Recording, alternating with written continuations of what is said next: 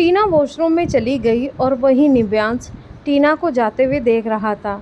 निव्यांश का मूड बुरी तरह खराब हो चुका था, लेकिन फिर भी उसने खुद को ही समझाते हुए कहा, टीना शायद ज़्यादा थक गई, इसी वजह से चिड़चिड़ी हो गई। कोई बात नहीं, कुछ दिनों बाद हनीमून पर ले जाऊंगा तो इसका मूड ठीक हो जाएगा। इतना कहकर ही निव्यांश कमरे में से बाहर चला गया और सीधा डाइनिंग टेबल पर गया। डाइनिंग टेबल पर पूरी प्रताप फैमिली निव्यांश का इंतजार कर रही थी। शुभ ने निव्यांश के कंधे पर हाथ मारकर कहा, और मेरे छोटे पैंतर कैसा लग रहा है शादी करके? अब आगे। शुभ की बात सुनकर निव्यांश के चेहरे पर मुस्कुराहट आ गई, क्योंकि निव्यांश उस वक्त खुशी के दौर से गुजर रहा था। लेकिन निव्यांश को नहीं पता था कि जिसे वो खुशी समझ रहा है वो उसकी ज़िंदगी का सबसे बड़ा दुख होगा। जिसे वो सौभाग्य समझ रहा है वो उसकी ज़िंदगी को तहस नहस करके रख देगा। थोड़ी देर बाद दादा दादी भी डाइनिंग टेबल पर आ गए। घर के बड़े बेटे की शादी हो गई थी, इसीलिए सब बहुत खुश थे। तभी दादी ने कहा, छोटे पैंतर नई बहू नीचे नहीं आई?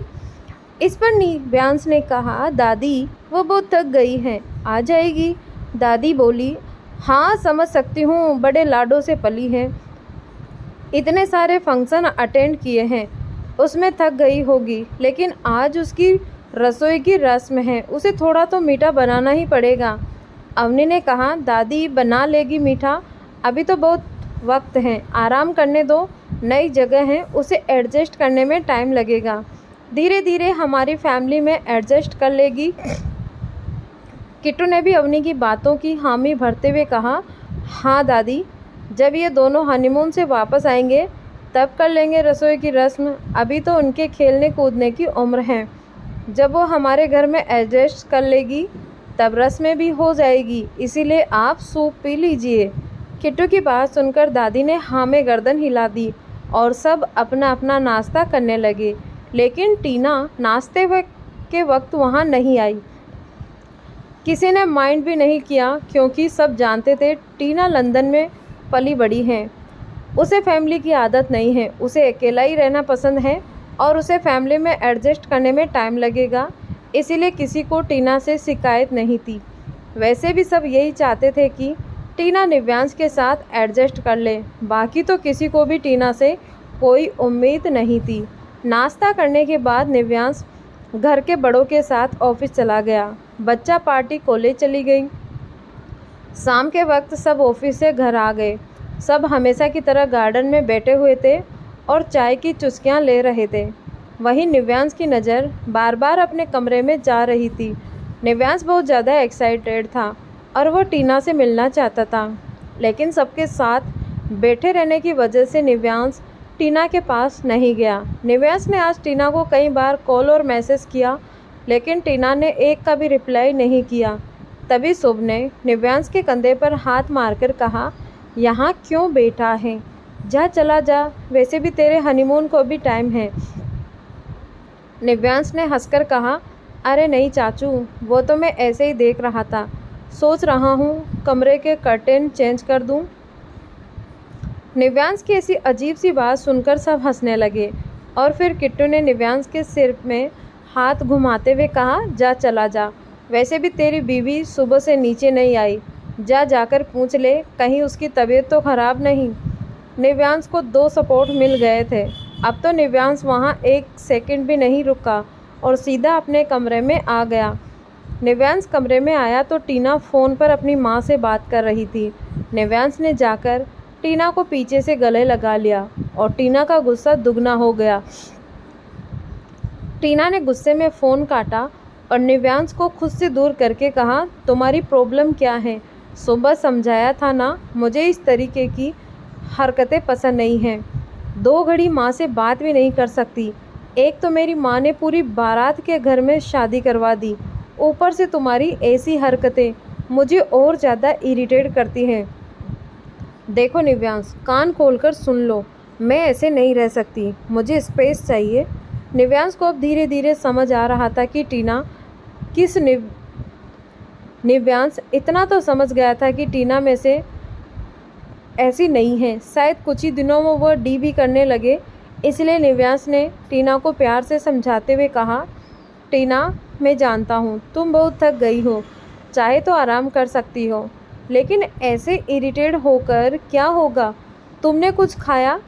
चलो साथ में चाय पीते हैं। टीना गुस्से में बोली, मुझे कोई चाय नहीं पीनी, प्लीज़ तुम जाओ। निव्यांश चुपचाप अपने कमरे से बाहर आ गया, लेकिन निव्यांश का दिमाग अब टीना को लेकर ख़राब रहने लगा। रात के वक्त सब खाना खा रहे थे और टीना तब भी डिनर करने नीचे नहीं आई। दादी ने इस बार सख्ती से कहा, अवनी ये क्या बात हुई? बहू को आए हुए कई दिन हो गए, लेकिन वो तो कमरे से निकलने के लिए तैयार ही नहीं है। अपना खाना ऊपर ही मंगवा लेती है।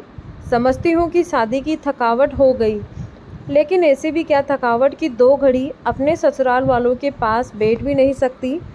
अवनी ने निव्यांश को देखा और निव्यांश ने अपनी पलकें झुका ली।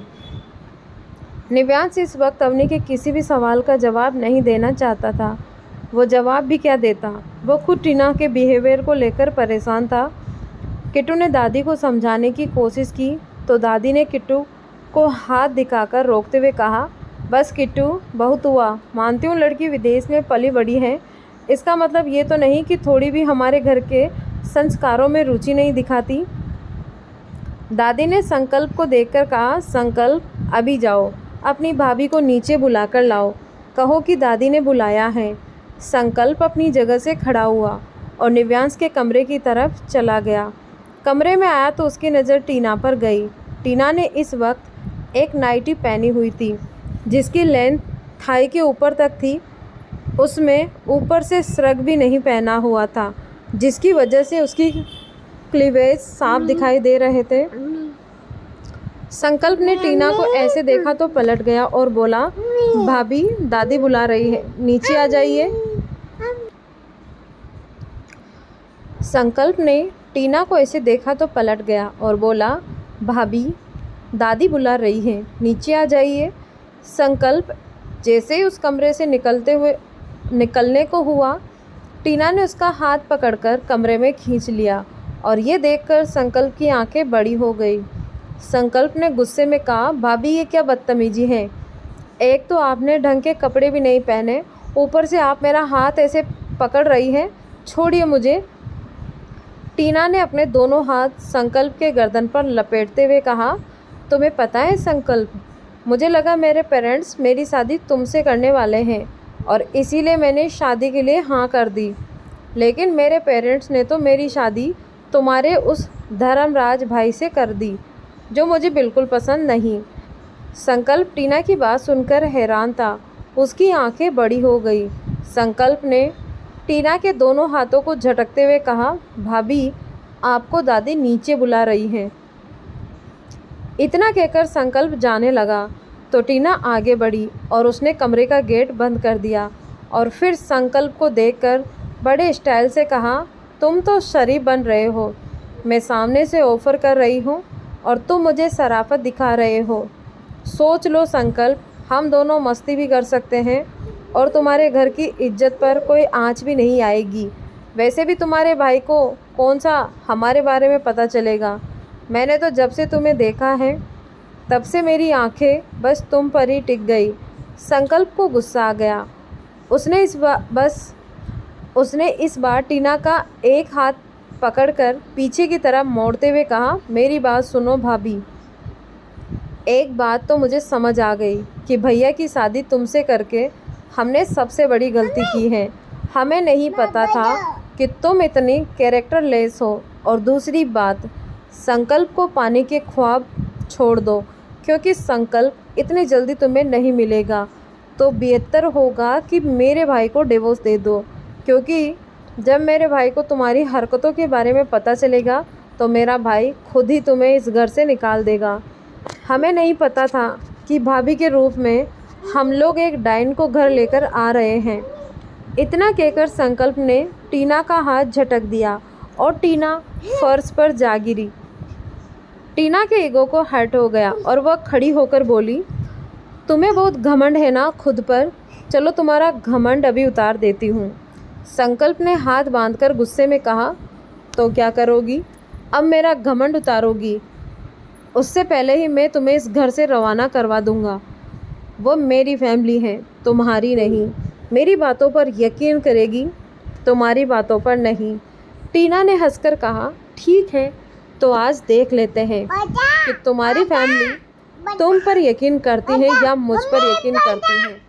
अगर तुम्हारी फैमिली ने मुझ पर यकीन कर लिया तो क्या करोगे तुम? संकल्प को भी गुस्सा आ रहा था। उसने कहा, ऐसा हो ही नहीं सकता कि मेरी फैमिली मुझ पर यकीन ना करे। तुम तो कल की आई हुई लड़की हो और मैं बचपन से इसी घर में रहा हूँ। मैं अपने पेरेंट्स को जानता हूँ, समझी तुम? टीना हाथ बांधकर संकल्प के पास आई। फिर उसने संकल्प के चारों ओर चक्कर लगाए। फिर वह गेट के पास गई और उसने गेट खोल दिया और फिर अचानक ही अपनी नाइटी को एक कंधे से गिरा दिया और अपने ही नाखून अपने शरीर पर मारने लगी। संकल्प को समझते देर नहीं लगी कि टीना आखिर करना क्या चाहती है। संकल्प कुछ रिएक्ट करता उससे पहले ही टीना ने संकल्प के कॉलर को पकड़ लिया और ज़ोर ज़ोर से चिल्लाने लगी। संकल्प कंटिन्यू टीना से अपनी पकड़ छुड़ाने की कोशिश कर रहा था, लेकिन छुड़वा नहीं पाया। टीना ने अपने गुस्से के चलते संकल्प को बहुत मजबूती से पकड़ा हुआ था और फिर उसे जैसे तैसे खींचकर बेड पर ले आई और इतने में पूरी प्रताप फैमिली उनके कमरे के बाहर आ चुकी थी। टीना ने अपने गुस्से के चलते संकल्प को बहुत मजबूती से पकड़ा हुआ था और फिर उसे जैसे तैसे खींचकर बेड पर ले आई और इतने में पूरी प्रताप फैमिली उनके कमरे के बाहर आ चुकी थी। जैसे ही निव्यांश ने गेट खोला, उसकी नज़र टीना और संकल्प पर गई जो बेड पर लेटे हुए थे।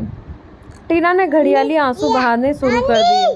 टीना ने संकल्प को खुद से दूर करते हुए अपनी नाइटी का श्रग उठाया और उसे जल्दी से पहन लिया और फिर निव्यांश के पीछे जाकर संकल्प की टीना ने घड़ियाली आंसू बहाने शुरू कर दिए। टीना ने संकल्प को खुद से दूर करते हुए अपनी नाइटी का श्रग उठाया और उसे जल्दी से पहन लिया और फिर निव्यांश के पीछे जाकर संकल्प की शिकायत करते हुए बोली, ये तुम्हारा भाई मेरे साथ बदतमीजी कर रहा था, मेरे साथ गंदी हरकत करने की कोशिश कर रहा था और जब मैंने उसे रोका तो मेरे साथ बदतमीजी करने लगा। तो आंखें फाड़े टीना को देख रहा था। संकल्प तो आंखें फाड़े टीना को देख रहा था। संकल्प रुद्र की ओर देखा, लेकिन निव्यांश को समझते देर नहीं लगी कि वो सच में एक डायन को घर ले आया है जो धीरे धीरे उसके घर को खोखला करने पर उतारू हो गई है। थोड़ी देर में निव्यांश के कमरे में पूरी प्रताप फैमिली खड़ी थी। रुद्र और नील भी गुस्से में संकल्प को देख रहे थे। वहीं टीना तो घड़ियाल की आंसू बहाते हुए निव्यांश के गले लग गई और ना चाहते हुए भी निव्यांश ने अपना एक हाथ टीना पर लपेट दिया। टीना रोते रोते बोली, पापा, ये मेरे साथ बदतमीजी कर रहा था। मैंने इससे कहा कि मैं तुम्हारी बड़ी भाभी हूँ और बड़ी भाभी माँ के समान होती है, तो इसने मुझे कहा कि बड़ी भाभी माँ समान नहीं होती, बल्कि उसके साथ तो मस्ती मजाक करते हैं और फिर ये मेरे इधर उधर हाथ लगाने लगा। मैंने रोकना चाहा तो मेरे साथ ज़बरदस्ती पर उतर आया। कहते कहते टीना फूट फूट कर रोने लगी। संकल्प हैरानी से नील की ओर देख रहा था। संकल्प ने कहा, बड़े पापा, ये झूठ बोल रही है, मैंने ऐसा कुछ नहीं किया, बल्कि मैंने तो। संकल्प ने इतना ही कहा था कि नील ने खींचकर एक चांटा संकल्प के गाल पर जड़ दिया। ये देखते ही टीना की आंखों में चमक आ गई और चेहरे पर एक मुस्कुराहट। वहीं निव्यांश ने कसकर अपनी आंखें बंद कर ली। पूरी फैमिली इस वक्त इस बात पर हैरान थी कि नील ने संकल्प को चांटा मार दिया। संकल्प ने चांटा खाने के बाद भी नील को उम्मीद भरी नज़रों से देखा और बोला, बड़े पापा, मैं सच कह रहा हूँ, मैंने कुछ नहीं किया। बड़े पापा, भाभी झूठ बोल रही हैं। बड़े पापा, मैं बस भाभी को बुलाने आया था और जब मैं वापस जाने लगा तो इन्होंने ही मेरा हाथ पकड़ा और जब मैंने मना किया संकल्प ने इतना ही कहा था कि रुद्र ने भी संकल्प के कॉलर पकड़कर दीवार से सटाकर कहा, बहुत हुआ संकल्प, नील से बहस करोगे? संकल्प ने इतना ही कहा था कि रुद्र ने भी संकल्प के कॉलर पकड़ दीवार से सटाकर कहा, बहुत हुआ संकल्प, नील से बहस करोगे? नील से बहस करने का हक मैंने इस घर में किसी को नहीं दिया। नील जो करता है वो सही करता है। अगर नील ने तुम्हें थप्पड़ मारा है तो कुछ सोच कर ही मारा होगा। तुम्हारे मुंह से मैं एक और शब्द नहीं सुनना चाहता। चुपचाप खड़े रहो, वरना अभी तो नील ने थप्पड़ मारा है, मेरा थप्पड़ बर्दाश्त नहीं कर पाओगे, समझे? संकल्प तो हैरानी से अपने बड़े पापा को देख रहा था। संकल्प की आंखों में पानी आ गया। उसके कानों में आवाज़ गूंजने लगी कि देखते हैं तुम्हारी फैमिली मेरी बात को सच मानती है या तुम्हारी बात को। ये सारा नज़ारा देखकर टीना ने अपने आंसू की रफ्तार तेज़ कर दी, जिसे देखकर नील का दिमाग ख़राब हो गया। नील ने एक बार फिर संकल्प का कॉलर पकड़ा और उसे कमरे से बाहर निकालता हुआ बोला, आज से तू यहाँ नहीं रहेगा। जब तक तेरा कॉलेज ख़त्म नहीं होता हॉस्टल में रहेगा और उसके बाद अकेला फ्लैट में। आज के बाद तू प्रताप हाउस नहीं आएगा, निकल यहाँ से। संकल्प की ऐसी हालत देखकर पूरा प्रताप फैमिली नम आंखों से संकल्प को देख रहा था, लेकिन किसी की भी हिम्मत नील के सामने बोलने की नहीं थी। संकल्प ने भी अपनी सफाई नहीं दी, क्योंकि वो जानता था कि अब उसके पापा और उसके बड़े पापा उसकी बात नहीं सुनेंगे। नील संकल्प को खींचता हुआ नीचे ले आया और लगभग हॉल में धक्का देते हुए बोला, अभी के अभी निकल इस घर से। दादी ने यह नज़ारा देखा तो नील के पास आकर बोली, ये क्या बदतमीजी है, तुम संकल्प को घर से क्यों निकाल रहे हो? तभी रुद्र ने दादी का हाथ पकड़कर दबा दिया, जैसे उसे चुप रहने का इशारा कर रहा हो। दादी भी रुद्र के इशारे को समझ गई और चुप हो गई। उससे संकल्प की हालत देखी नहीं जा रही थी और वह अपने कमरे में चली गई। वहीं टीना के चेहरे पर एक मुस्कुराहट आ गई, जिसे संकल्प ने देख लिया। संकल्प की आंखों में गुस्सा उतर आया, लेकिन फिर भी वह अपने बड़ों के सामने नहीं बोला। नील ने एक बार फिर सुप की ओर देखकर कहा, बोल अपने बेटे से, इस घर से हमेशा के लिए चला जाएगा। इसके प्रॉपर्टी का जितना भी हिस्सा है हम इसके मुंह पर मार देंगे। सुप को गुस्सा तो बहुत आ रहा था, लेकिन वो भी चुपचाप खड़ा था। तभी निर्भय संकल्प के पास आकर खड़ा हो गया और बोला, मामा जी, मैं भी संकल्प के साथ हॉस्टल जाऊंगा, मुझे यहाँ नहीं रहना। निर्भय के डिसीजन से सब निर्भय को हैरानी से देखने लगे और तभी धीरे भी आकर निर्भय और संकल्प के पास खड़ा होकर बोला, जीजू, मैं भी हॉस्टल जाऊंगा, मैं भी यहाँ नहीं रहूँगा। अब अंशिका से भी रुका नहीं गया, वो भी आंखों में पानी लिए अपने भाइयों के पास जाकर खड़ी हो गई और रुद्र को देखते हुए बोली, पापा, मैं भी नाना नानी के पास रहूँगी, मैं यहाँ नहीं रहूँगी, मुझे भी यहाँ नहीं रहना।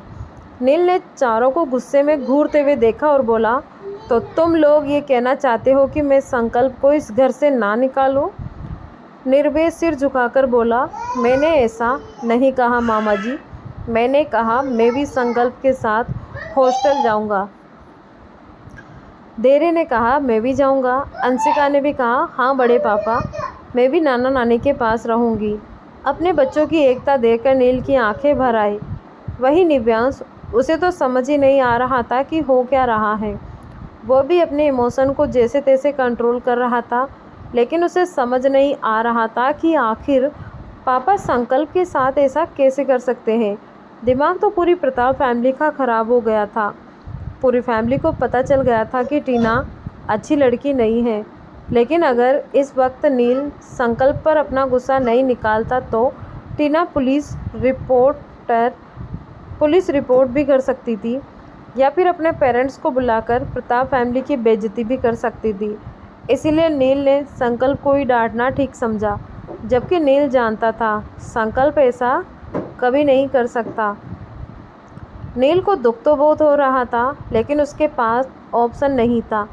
इसीलिए उसने चारों को देखकर कहा, ठीक है, अगर तुम चारों को यहाँ नहीं रहना है तो तुम लोग यहाँ से जा सकते हो। और तभी टीना ने कहा, नहीं पापा, ये चारों यहाँ से नहीं जाएंगे। टीना इस वक्त सबके सामने महान बनना चाहती थी, इसीलिए उसने ये बात बोल दी।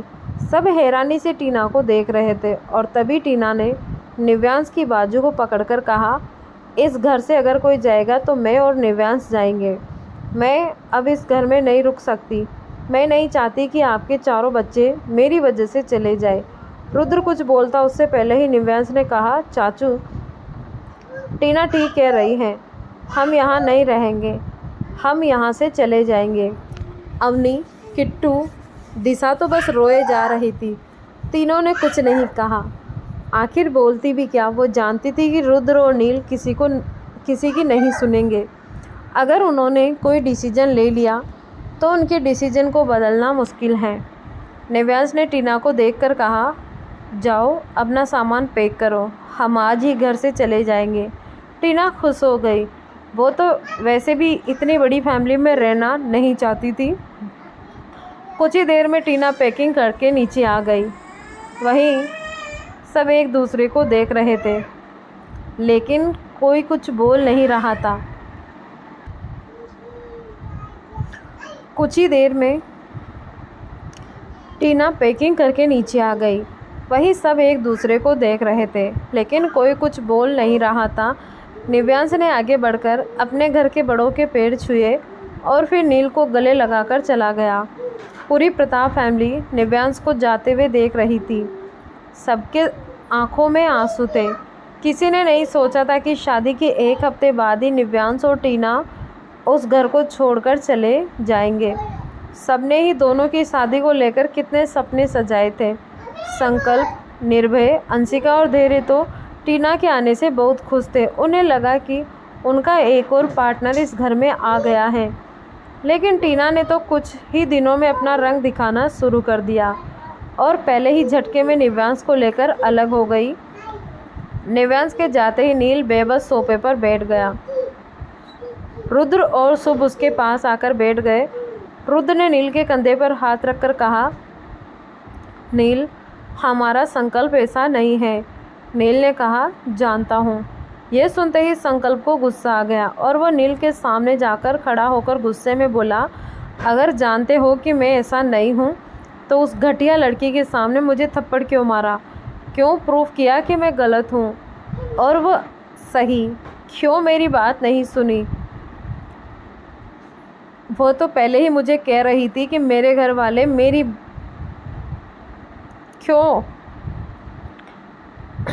नहीं सुनेंगे और आपने मुझे थप्पड़ मारकर जाहिर भी कर दिया कि आपको उसकी बातों पर यकीन है, लेकिन मेरी बातों पर नहीं। कहते हुए संकल्प की आंखें भी नम थी।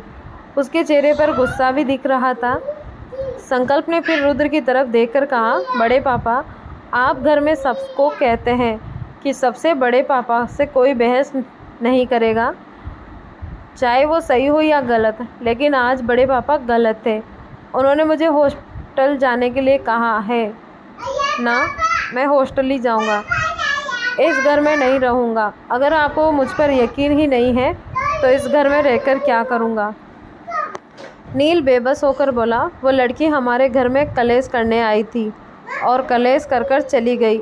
यार रुद्र, गलती हो गई। हमने निव्यांश की शादी टीना से कर दी। तेरे भाई को जिया की बद्दुआ लग गई। क्या सोचा था मैंने? जिया की बेटी को घर की बहू बनाकर लाऊंगा।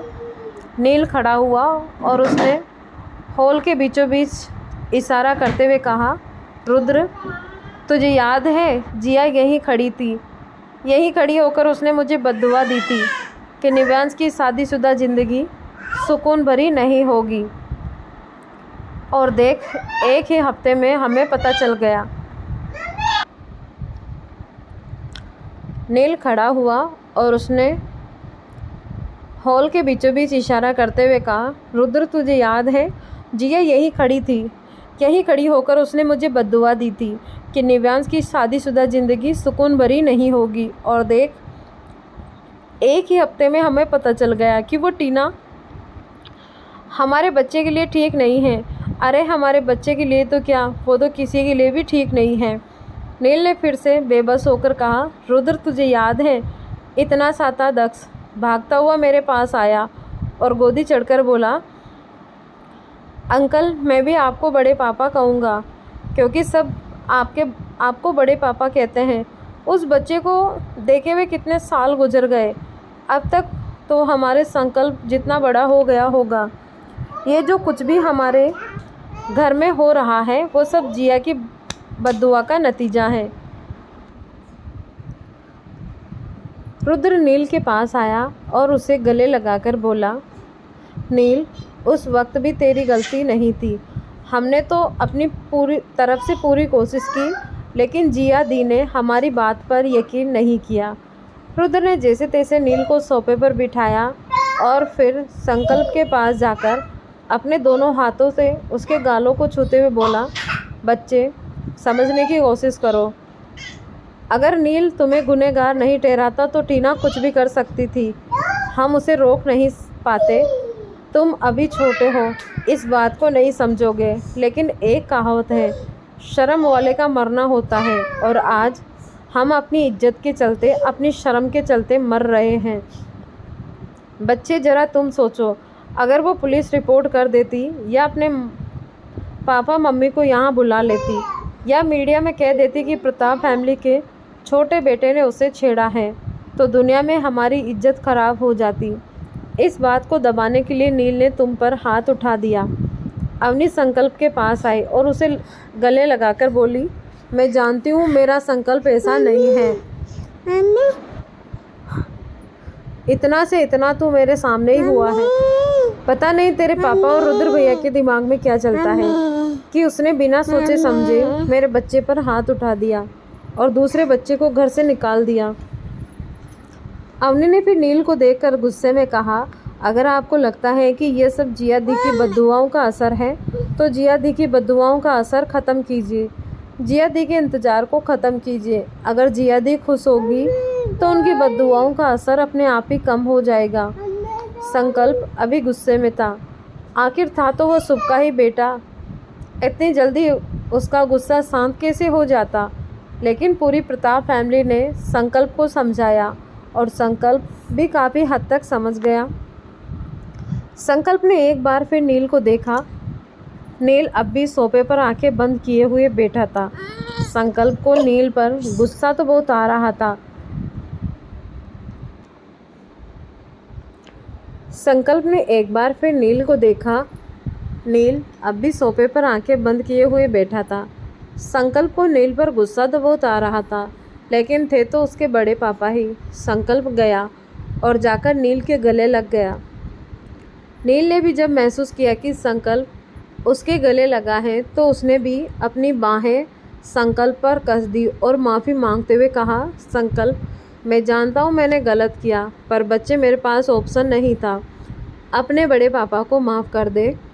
संकल्प की आंखों में हल्का सा पानी आ गया। संकल्प ने कहा, बड़े पापा मैं बहुत गुस्सा हूँ, बहुत ज़्यादा गुस्सा, मैं आपको माफ़ नहीं करूँगा। कहते हुए संकल्प ने अपनी बाहें नील पर कस दी। नील ने भी संकल्प के माथे को चूम लिया। नील ने फिर हल्का सा मुस्कुराकर कहा, जा चला जा अपनी बंदरों की टुकड़ी के साथ, तुझे घर से क्या निकाला। आधा प्रताप हाउस घर छोड़ने के लिए तैयार हो गया। यह कहकर नील ने अपने बाकी बच्चों की तरफ भी हाथ फैला दिए और सब आकर नील को गले लग गए।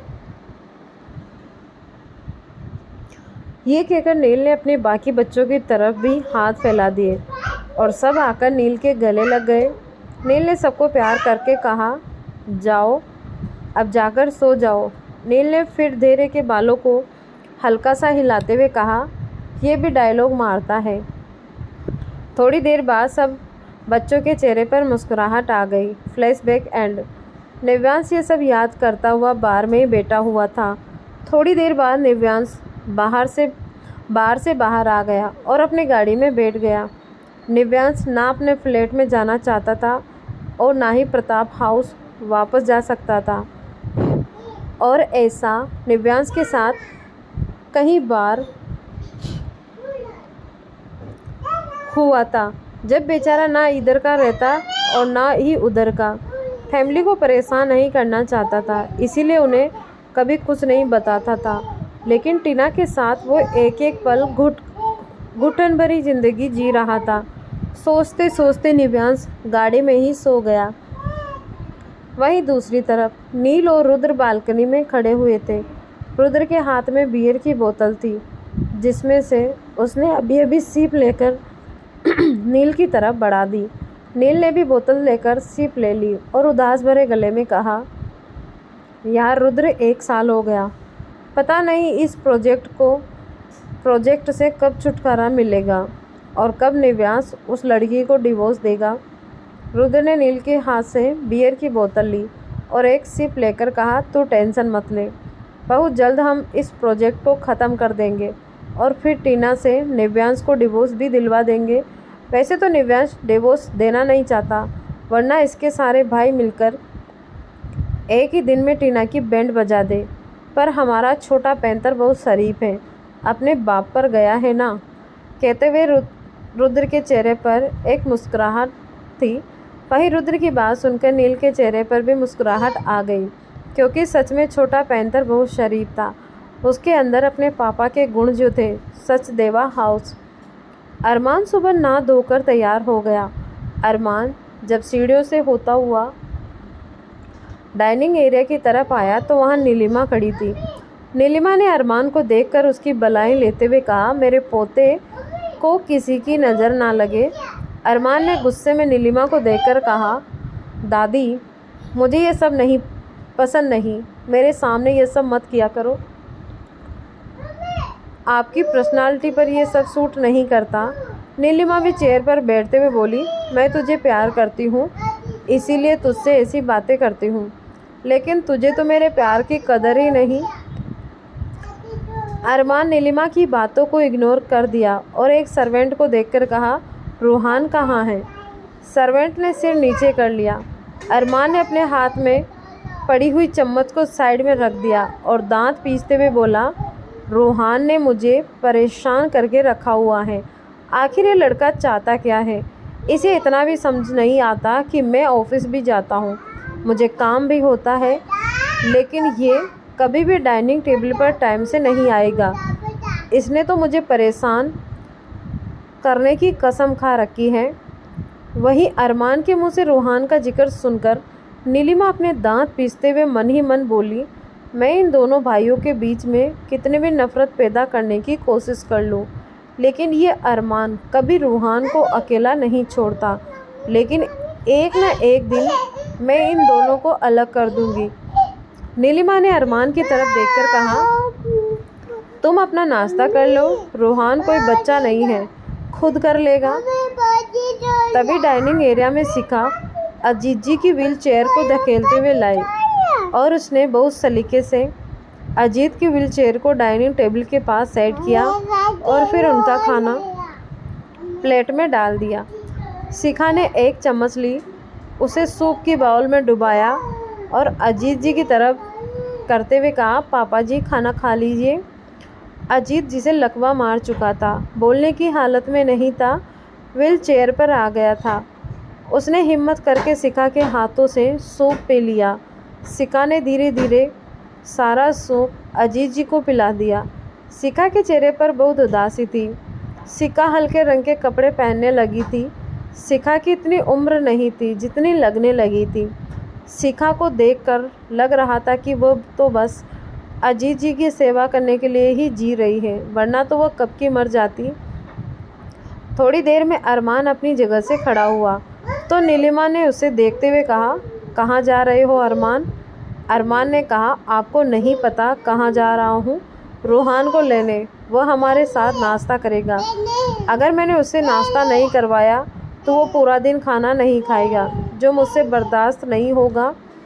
नीलिमा ने एक बार फिर कहा, अरमान तुम्हें ऑफिस जाना होता है, लेकिन वो सारा दिन घर में रहता है, तुम्हें अपने ऑफिस और बिजनेस पर ध्यान देना चाहिए, ना कि रूहान पर। तुम्हें समझना चाहिए तुम्हारे कंधों पर जिम्मेदारी ज़्यादा है। रूहान का क्या, वो तो बाद में भी खाना खा सकता है। तुम लेट हो जाओगे, यहीं बैठो और खाना खा लो। कहते हुए नीलिमा ने अरमान का हाथ पकड़ लिया। अरमान ने दूसरे हाथ से नीलिमा का हाथ छुड़ाया और बोला, आप अच्छे से जानती हैं रूहान खाना नहीं खाएगा तो मेरे गले से निवाला नहीं उतरेगा। मैं अपने भाई को ऐसे नहीं देख सकता, समझी आप। अरमान एक ही कदम बढ़ा था, तभी नीलिमा ने फिर कहा, तो तुम क्यों जा रहे हो? ये है ना तुम्हारी माँ, ये बुला लेंगी। इतना कहकर नीलिमा ने शिखा की ओर देखते हुए कहा, जाओ जाकर रूहान को बुला लो। शिखा ने हाँ में गर्दन हिलाई और जैसे ही जाने को हुई अरमान चिल्लाया, दादी आपसे कितनी बार कहा है ये मेरी माँ नहीं है, बार बार इसे मेरी माँ मत कहा करो, मुझे अच्छा नहीं लगता, ऐसा लगता है कोई मुझे गाली दे रहा है। यह सुनकर शिखा की आंखों में पानी आ गया। उसने ना नीलिमा को जवाब दिया और ना ही अरमान को। शिखा अजीत जी की व्हील चेयर को धकेलते हुए गार्डन में ले आई। गार्डन में आने के बाद शिखा अजीत जी के पैरों के पास बैठ गई और उसने अपना सिर अजीत जी के पैरों पर रखकर कहा, पापा शोभित कब आएंगे? मैं उनके बिना मर रही हूँ, वो वापस क्यों नहीं आते?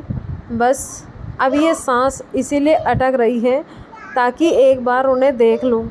कहते कहते शिखा की आंखें भर आई और उसके आंसू अजीत जी के पैरों पर पड़े कपड़े में ही कहीं खो गए। अजीत जी इतने लाचार थे कि वो अपनी बहू को दिलासा भी नहीं दे सकते थे, इसीलिए आंसुओं का एक बूंद उनकी आंखों से भी टपक गया। वहीं दूसरी तरफ अरमान रूहान के कमरे में गया। रूहान खिड़की की ओर मुंह करके खड़ा हुआ था। अरमान ने गुस्से में कहा, रूहान तुम जानते हो मुझे ऑफिस में भी काम होता है, लेकिन तुम फिर भी बचपना करते हो, खाना खाने नीचे क्यों नहीं आए? रूहान कुछ नहीं बोला, केवल खिड़की की तरफ ही मुंह करके खड़ा था। अरमान फिर चिल्लाया, रूहान मैं तुमसे बात कर रहा हूँ, तुम्हें सुनाई दे रहा है मैं क्या कह रहा हूँ? मेरी तरफ देखो। रूहान पलट गया। 25 साल का 6 फुट का हट्टा कट्टा लड़का जिसने सिंपल सा लोअर टी शर्ट पहना हुआ था, दिखने में काफ़ी स्मार्ट था। चेहरे पर हल्की हल्की दाढ़ी आई हुई थी, उसके बाल ब्राउन कलर के थे, रंग गोरा था। रूहान के हाथ में एक छड़ी थी और आंखों पर काला चश्मा। रूहान अंधा था। अरमान फिर चिल्लाया, अब मुझे बताओगे नाश्ता करने नीचे क्यों नहीं आए? क्या तुम्हारे लिए किसी को हायर कर दूं? रूहान ने कहा, मेरा मन नहीं था नाश्ता करने का और मैं कोई बच्चा नहीं हूँ जिसका तुम बाप बनने की कोशिश कर रहे हो। अरमान रूहान के करीब आया और उसके कॉलर को पकड़कर हल्के गुस्से में बोला, जब तक हमारा बाप नहीं आता तब तक मैं ही तुम्हारा बाप हूँ। रूहान थोड़ा सा इरिटेट होकर बोला, तुम समझ नहीं रहे अरमान, जब से ये एक्सीडेंट हुआ है, जब से मैं अंधा हुआ हूँ, मुझे कुछ भी अच्छा नहीं लगता।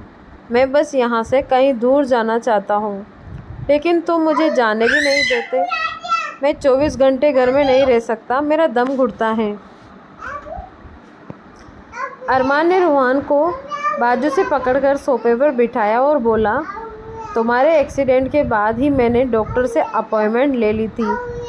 जैसे ही कोई डोनर मिलेगा तुम्हारी आंखों का ऑपरेशन हो जाएगा और तुम फिर से इस दुनिया को देख पाओगे, लेकिन तुम्हें थोड़ा तो पेशेंस रखना पड़ेगा। ये क्या बात हुई, लड़कियों की तरह खाना पीना छोड़कर इस कमरे में पड़े हो, जबकि जानते हो तुम्हारे बिना मैं खाना नहीं खाऊंगा। उसके बाद भी तुम नीचे नहीं आए। जानते हो ना मेरा एक एक मिनट कितना कीमती है। इस पर रूहान ने हंसकर कहा, कितना कीमती है, अब समझ आई तुम्हें वक्त की कीमत।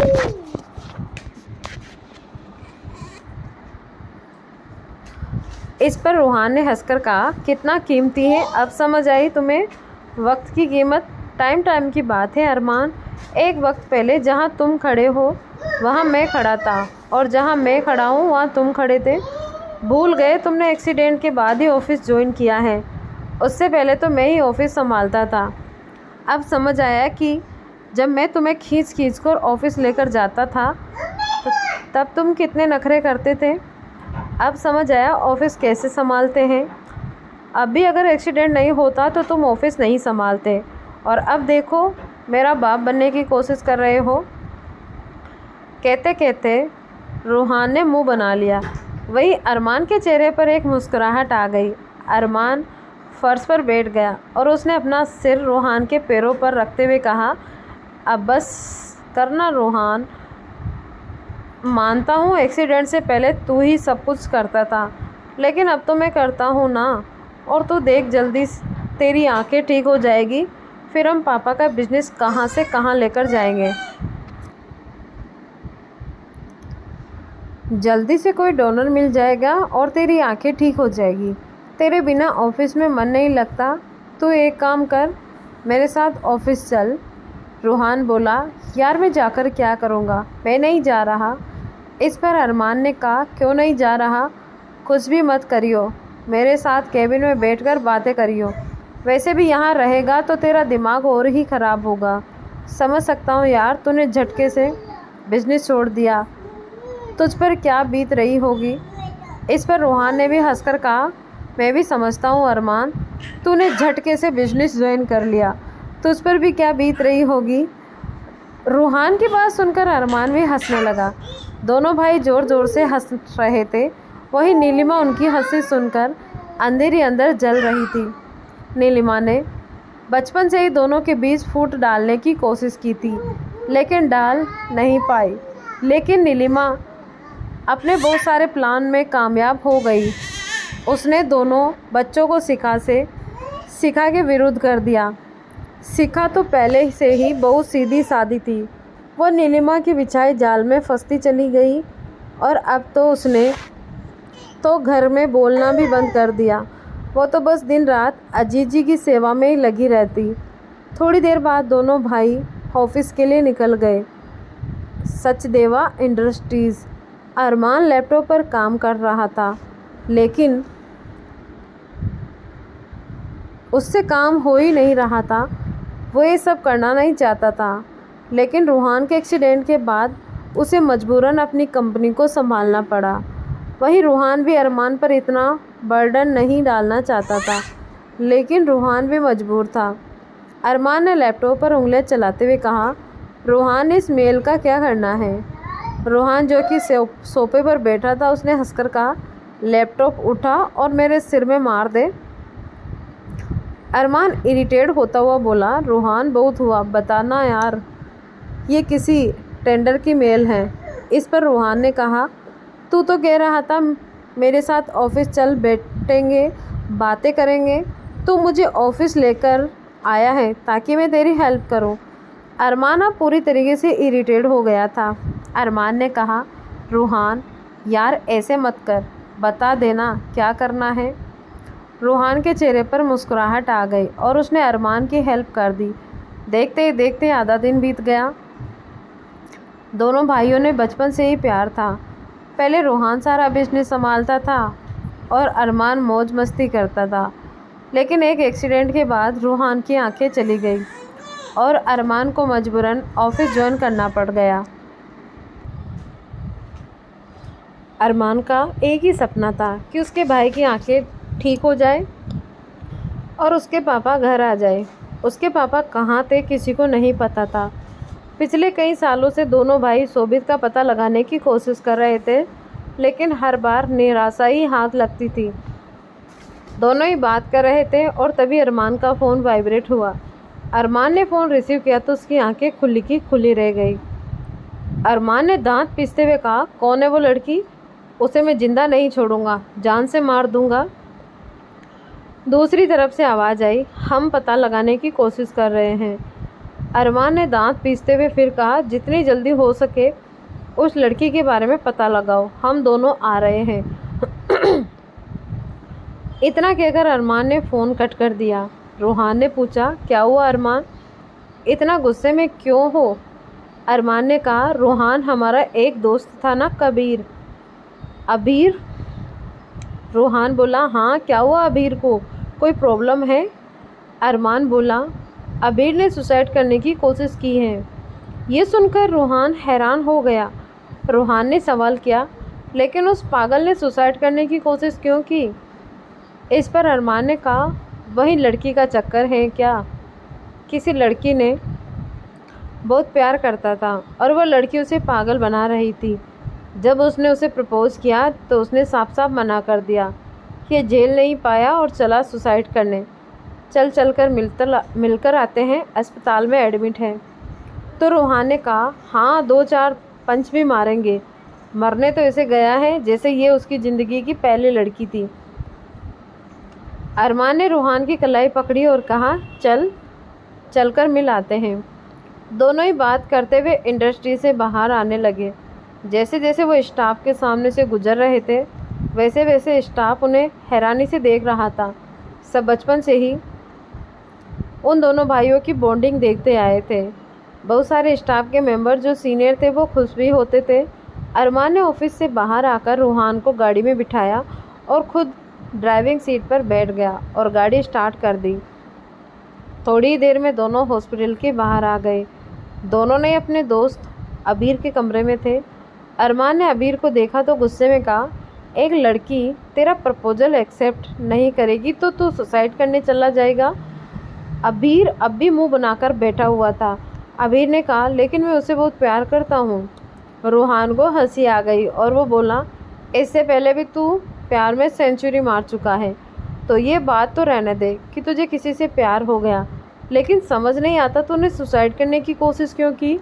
अबीर ने कुछ नहीं बोला। अरमान ने फिर कहा, अब बताएगा मुझे क्या हुआ तेरे साथ? अबीर बहुत ही मासूम बनकर बोला, यार मैं इस लड़की को बहुत प्यार करता था। इससे मैं शादी के सपने तक देख डाले थे। ये तो बस मुझे लूटती रही और जब मैंने इससे शादी की बात की तो बोली कि मेरी शादी की उम्र नहीं है और मुझसे ब्रेकअप कर लिया। बस इसी गम में मैंने सुसाइड करने की कोशिश की। अरमान ने कहा, मुझे उसकी फ़ोटो दिखाओ, कौन है वो लड़की, मैं भी तो देखूं। कितनी हुस्न की परी है जो तुम जैसे लड़कों का प्रपोजल रिजेक्ट कर दिया। अबीर ने तकिए के नीचे से अपना फ़ोन निकाला और अरमान के सामने कर दिया। अरमान ने फ़ोन लिया और फ़ोटो देखने लगा। जैसे जैसे वो फ़ोटो देख रहा था उसकी आंखों में गुस्सा उतर आया। वो फ़ोटो किसी और की नहीं बल्कि अंशिका प्रताप सिंह की थी। अरमान ने कहा, पक्का ये वही लड़की है? अबीर ने कहा, यार वही लड़की है, फाइनल ईयर में है। अरमान फिर से वो फ़ोटो देखने लगा। अंशिका सच में बहुत खूबसूरत थी। अरमान जब पहली बार अंशिका से मिला था तो उसने अपनी आंखों पर सेट्स चढ़ाया हुआ था, जिस वजह से वो अंशिका को ठीक से देख नहीं पाया। लेकिन आज अंशिका की फ़ोटो देखकर अरमान के दिल में भी अरमान उतर रहे थे। अंशिका की खूबसूरती अरमान को भी अपनी ओर अट्रैक्ट कर रही थी। अरमान ने एक बार फिर कंफर्म करते हुए कहा, पक्का ये वही लड़की है जिसने तेरा प्रपोजल रिजेक्ट कर दिया?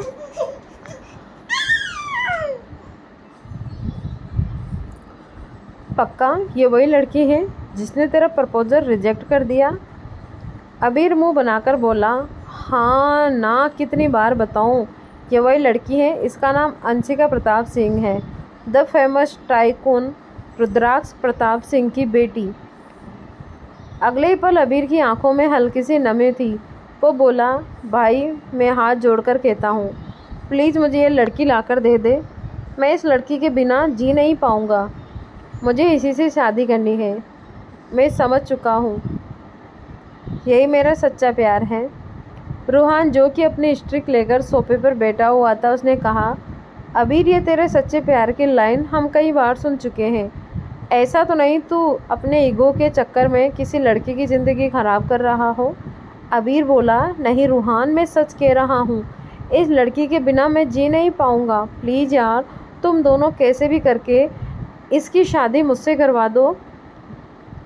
रूहान कुछ बोलता उससे पहले ही अरमान ने कहा, ठीक है, इस लड़की की शादी तुमसे ही करवाएंगे। पता नहीं खुद को समझती क्या है, तेरे जैसे लड़के का प्रपोजल रिजेक्ट करेगी। हिम्मत तो देखो उसकी। इसके भाई गली के गुंडों की तरह लड़ते हैं और ये तुम्हारा प्रपोजल रिजेक्ट करने चली। अरमान ने अगले ही पल अबीर के कंधे पर हाथ रखकर कहा, तू टेंशन मत ले, जल्दी से डिस्चार्ज हो जा। तेरी शादी करते हैं इस लड़की से। ये सुनकर अबीर खुश हो गया और बोला, पक्का भाई, तू करवाएगा ना मेरी इससे शादी? अरमान ने हाँ में गर्दन हिला दी। अरमान और रूहान दोनों ही अस्पताल से बाहर आने लगे। तभी अरमान ने रूहान को एक जगह खड़े करके कहा, रूहान, तुम यहाँ खड़े रहो, मैं अपना फ़ोन शायद अबीर के पास ही भूल आया हूँ। तभी अरमान ने रूहान को एक जगह खड़ा करके कहा, रूहान, तुम यहाँ खड़े रहो, मैं अपना फ़ोन शायद अबीर के पास ही भूल आया हूँ। इतना कहकर अरमान वहाँ से चला गया। रूहान हॉस्पिटल के कॉरिडोर में खड़ा रहा। तभी एक लड़की जिसकी हाइट 5 फुट 3 इंच थी, दिखने में खूबसूरत, आँखों में नमी, चेहरे पर टेंशन, बालों का जूड़ा बनाया हुआ था, लाइट येलो कलर का कॉटन का सूट पहना हुआ था, अपने हाथों में पेपर लेकर जल्दी जल्दी कॉरिडोर की ओर चली जा रही थी। उस लड़की ने ध्यान ही नहीं दिया, वो सीधा रूहान से टकरा गई। लेकिन रूहान हमेशा अलर्ट रहता था। वह लड़की जैसे ही रूहान से टकराई कर गिरने लगी। कहाँ रूहान हट्टा कट्टा लंबा चौड़ा और कहाँ वो नाजुक सी लड़की, लेकिन वो गिर जाती उससे पहले ही रूहान ने उसकी बाजू को पकड़ लिया। वह लड़की गिरने से बच गई। रूहान ने उस लड़की को पकड़कर अपनी तरफ खींचा तो वह रूहान के सीने से टकरा गई। रूहान के चेहरे पर उसके बाल लग गए। रूहान ने उस लड़की की खुशबू को महसूस किया और रूहान के रोंगटे खड़े हो गए। रूहान को समझ नहीं आ रहा था कि अचानक ही उसके रोंगटे क्यों खड़े हो गए। रूहान को एक अजीब सी फीलिंग महसूस हुई। वह फीलिंग रूहान को अच्छी लग रही थी। उस कुछ सेकंड की फीलिंग में ही रूहान के चेहरे पर एक मीठी सी मुस्कुराहट आ गई। रूहान ने उस लड़की को खुद से थोड़ा सा दूर करके कहा, शायद मैंने आपको गिरा दिया। वो लड़की धीरे से बोली, नहीं, आपने मुझे नहीं गिराया, नहीं, आपने मुझे बचा लिया। और ये थी हमारे रूहान और रूही की पहली मुलाकात। रूहान देख नहीं सकता और रूही ने भी अपनी टेंशन की वजह से रूहान को ध्यान से देखा नहीं। उस लड़की ने अपना हाथ रूहान के हाथ से छुड़ाया और बोली, थैंक यू मुझे गिरने से बचाने के लिए। रूहान ने कहा, तुम रो रही हो? वह लड़की अपने आंसू पोंछते हुए बोली, मेरे नसीब में रोना ही लिखा है। रूहान बोला, नसीब में लिखे हुए को मिटा भी सकते हैं, तुम्हारे नसीब में जो रोना लिखा है तुम उसे मिटा दो। वह लड़की बोली, कुछ बातें नसीब से कभी नहीं मिटाई जा सकती। रूहान समझ गया कि वह लड़की ज़िंदगी से हार चुकी है। शायद उसका कोई अपना अस्पताल में एडमिट है, जिस वजह से वो बहुत ज़्यादा परेशान है। रूहान ने उस लड़की को समझाते हुए कहा, मेरी तरफ देखो। उस लड़की ने रूहान की तरफ देखा। रूहान की आंखों पर काला चश्मा था। रूहान ने कहा, तुम्हें पता है मैं देख नहीं सकता। कुछ दिनों पहले मेरा एक्सीडेंट हुआ और मेरी दोनों आंखें चली गई, लेकिन मैं रोया नहीं और ना ही मैंने अपनी ज़िंदगी से हार मानी, बल्कि अपने नसीब से लिखी हुई को मिटाने की कोशिश कर रहा हूँ। तुम भी अपने नसीब में लिखे हुए को मिटाने की कोशिश करो, शायद कामयाब ज़रूर हो जाओगी। रोना प्रॉब्लम का सॉल्यूशन नहीं, बल्कि रोने से तो हम कमज़ोर हो जाते हैं। रूही ने अपने ऊपर हंसते हुए कहा, आप देख नहीं सकते, लेकिन मैं देख सकती हूँ। आपको देखकर ही लग रहा है कि आप कितने अमीर हैं, लेकिन आप मुझे नहीं देख सकते। मैं एक एक पैसे को मोहताज हूँ। जहाँ आप खड़े हैं वहाँ अपने पैसों का इस्तेमाल करके नसीब में लिखी हुई चीज़ों को मिटा सकते हैं, लेकिन जहाँ मैं खड़ी हूँ वहाँ मुझे अपने नसीब को अपनाना ही होगा। इतना कहकर वह लड़की चली गई और रूहान जहाँ खड़ा था वहीं खड़ा रह गया। तभी अरमान बाहर आया। उसने रूहान के बाजू को पकड़कर कहा, चले। रूहान ने हमें गर्दन हिला दी और दोनों वहाँ से चले गए।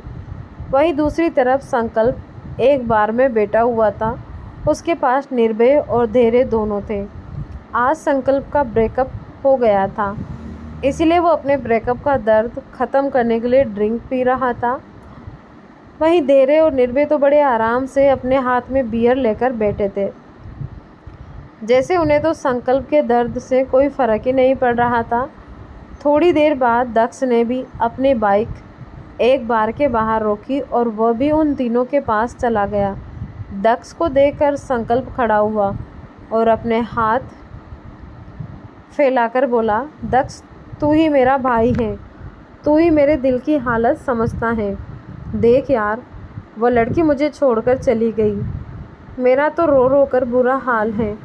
दक्ष के चेहरे पर एक मुस्कुराहट आ गई। दक्ष ने कहा, साला नौटंकी, कौन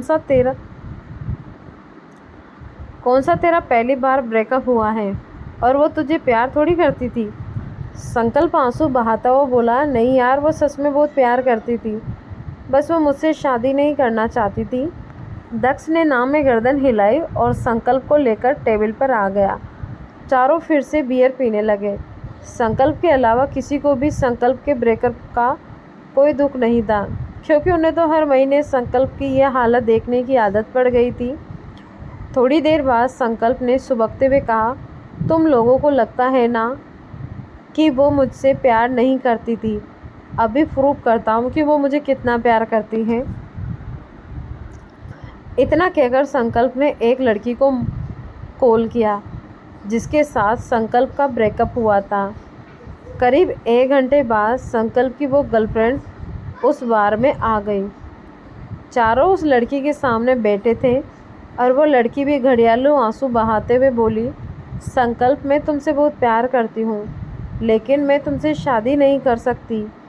संकल्प ने दक्ष की ओर देखकर रोते हुए कहा, सुन लिया, कितना प्यार करती है मुझे, बस मुझसे शादी नहीं कर सकती। संकल्प के अलावा वो तीनों समझ गए थे कि वो लड़की संकल्प का पागल बना रही है। निर्भय ने कहा, तो मेरे भाई में क्या कमी है जो तुम मेरे भाई से शादी कर नहीं सकती? वह लड़की बोली, ऐसा नहीं है कि संकल्प में कोई कमी है, संकल्प तो मुझे तुम सारे भाइयों में सबसे ज़्यादा अच्छा लगता है, पर मैं संकल्प से शादी नहीं कर सकती। दक्ष ने पूछा, वही तो पूछ रहे हैं, क्यों नहीं कर सकती? हालांकि तीनों को ही संकल्प से उस लड़की की शादी नहीं करनी थी, लेकिन फिर भी वो उसके मुंह से रीज़न सुनना चाहते थे। वो लड़की लड़कों का मुंह देखने लगी और वो तीनों लड़के उस लड़की को खा जाने वाली नज़रों से देख रहे थे, क्योंकि तीनों ही जानते थे कि वो संकल्प के पैसों पर ऐश करती हैं, प्यार व्यार नहीं करती। उस लड़की ने अपने आंसुओं का सहारा लेते हुए कहा, मेरे पापा प्रताप फैमिली में मेरी शादी नहीं करेंगे। ये सुनते ही वो तीनों एक दूसरे का मुंह देखने लगे।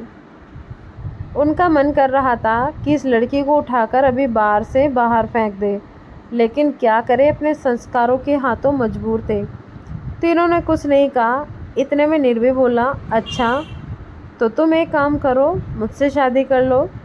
देखो, संकल्प ने हमें कहा है कि तुम बहुत अच्छी लड़की हो और हम इतनी अच्छी लड़की को अपने हाथ से जाने नहीं दे सकते।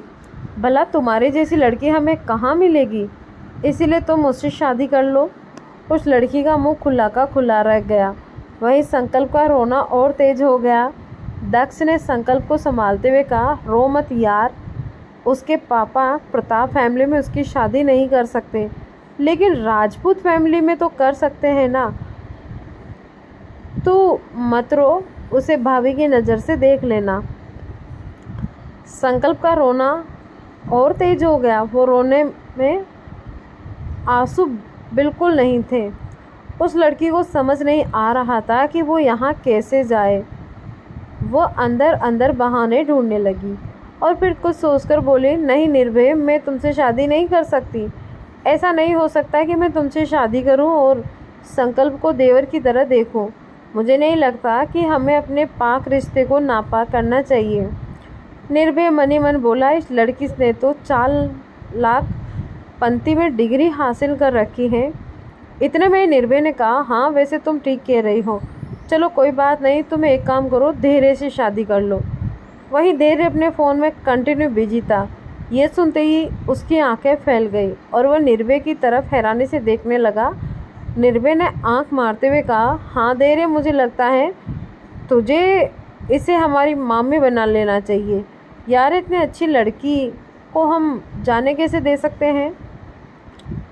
धैर्य ने भी कहा, हाँ ठीक है, तुम एक काम करो, मुझसे शादी कर लो। अब वो लड़की बुरी तरह फंस गई थी।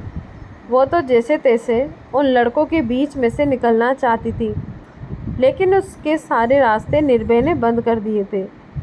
ये बात सुनकर वो लड़की अपनी लड़खड़ाती हुई जुबान में बोली, अरे नहीं नहीं, जैसे देर तुम्हारे मामा है ऐसे मेरे भी तो मामा हो गए। वो लड़की इससे ज़्यादा कुछ बोलते उससे पहले ही दक्ष ने भी सिक्स मारते हुए कहा, अगर तुम्हें मामा से शादी नहीं करनी तो तुम मुझसे शादी कर लो।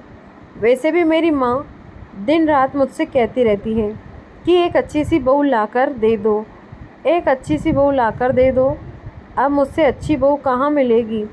मेरी माँ के पैर दबाओगी, उनके सिर की मालिश करोगी, रात को मेरे लिए डिनर बनाओगी, फिर डिनर पर मेरा वेट करोगी जैसे हिंदी फिल्मों में दिखाते हैं। वो लड़की तो बैठे बैठे अपना सलाइवा गटक रही थी। वो तो जैसे तैसे वहाँ से बस भाग जाना चाहती थी।